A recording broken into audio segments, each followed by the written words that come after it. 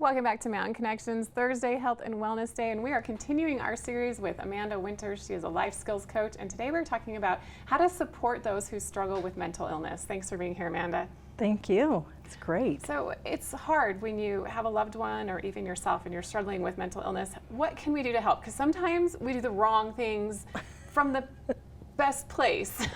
Right. We're trying to help them, and we're coming from the heart. And so really being able to really know what they're going through. So really research maybe some of the symptoms they have and what they go through. That's going to be a huge key to being able to help somebody that you love or help ourselves. I have a friend whose son has an illness, and she actually knows more than the doctors because she's done so much research. So that is a good example for us that we can do a ton of research and really know how to help, what's best, and not just say, get over it. Yeah, that's definitely not a good thing to say, but at the same time it can be hard to know, especially at the very beginning of a mental illness when you don't actually know, is this just someone being lazy and they need a little kick in the pants, or is this something serious that we need to do something different? It's so hard to know. So how do you kind of flesh that out and figure out where you stand and how to help motivate someone if you can? Well, and that's the thing, is that when you're dealing with things like bipolar or schizophrenia or something, you see dramatic changes, dramatic mood swings. And so being able to clue into those is going to be key, and then get the help that you need. Like we talked about last week, we need to overcome that stigma and get help sooner than later, especially if somebody is raging or something like that. Then you can start doing your research and really addressing things at home to begin with, but definitely seek professional help. One of the things that I really like to point out is good nutrition. Good nutrition is huge. We always hear you are what you eat, right? But sometimes we don't follow that. I know for myself, I'm not always the best with that, but really if you look at it and you look at the cells of your body, and you really can support the cells of your body through your nutrition and through eliminating things from your diet. I have a friend that's a biochemist in Australia, and she really pointed out that eating dyes and the sugars affect our cells on such a deep level that we need to be aware of that. So even if you're having a child or a loved one that has something as simple as ADHD, it can be affected by the diet. And realizing that our cells change every 120 days. So really being able to support and provide great nutrition, being able to take a whole food vitamin. And also a study that was done, I think I mentioned this before, but a study that was done at Harvard University Hospital where they gave large doses of omega-3s to those that were diagnosed with bipolar. And being able to support the brain in that way, just something simple as an omega-3, actually made it so they went longer in between episodes.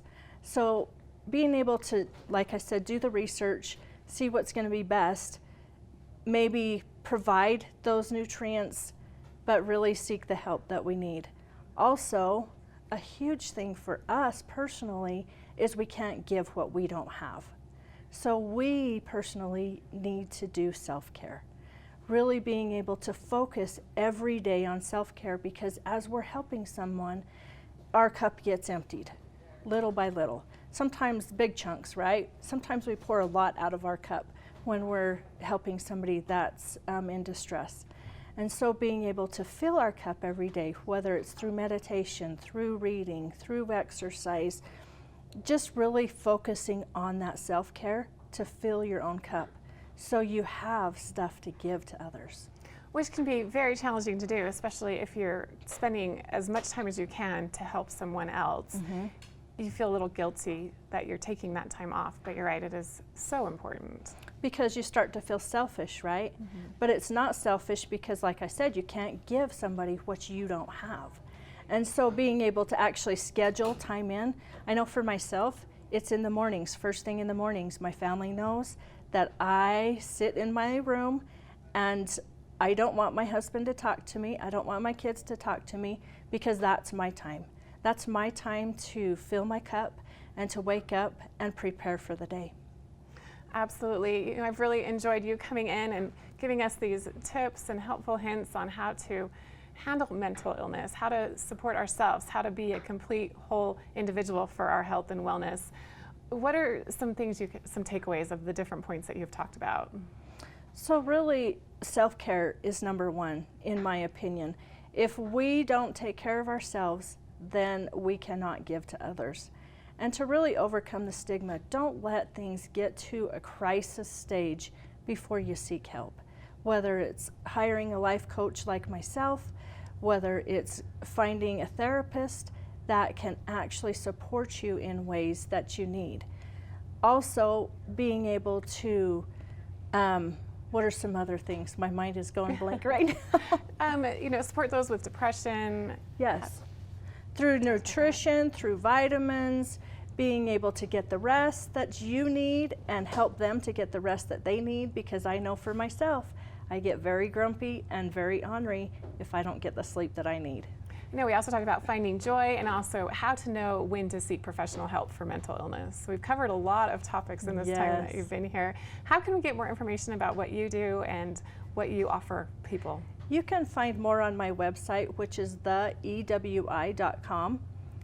So the Wellness Institute, these It's early. It's early, I've got a migraine, sorry. The Emotional Wellness Institute.com. And Amanda, what is your favorite thing about being a life skills coach? Just being able to help people, it just like energizes me to make those connections and to be able to see people progress, to be able to see people's lives change, and to, like you said, we created the joy list. That is probably one of my favorite things, especially right now during summertime, because summertime is my favorite time. And being able to see people light up and to see that change and that click in people, it's just amazing. Well, I can tell your passion for helping everyone live their best life. It comes across. Thank you so much for being here, Amanda. It has been an absolute pleasure. Thank you. All right, check out Amanda Winters, the Emotional Wellness Institute.com. Online, she provides lots of options to help everyone feel their best for individuals, for businesses, for companies, the whole gamut. And we very much enjoyed her being in studio, and we have much more coming up on this Health and Wellness Thursday after this quick break. Thanks for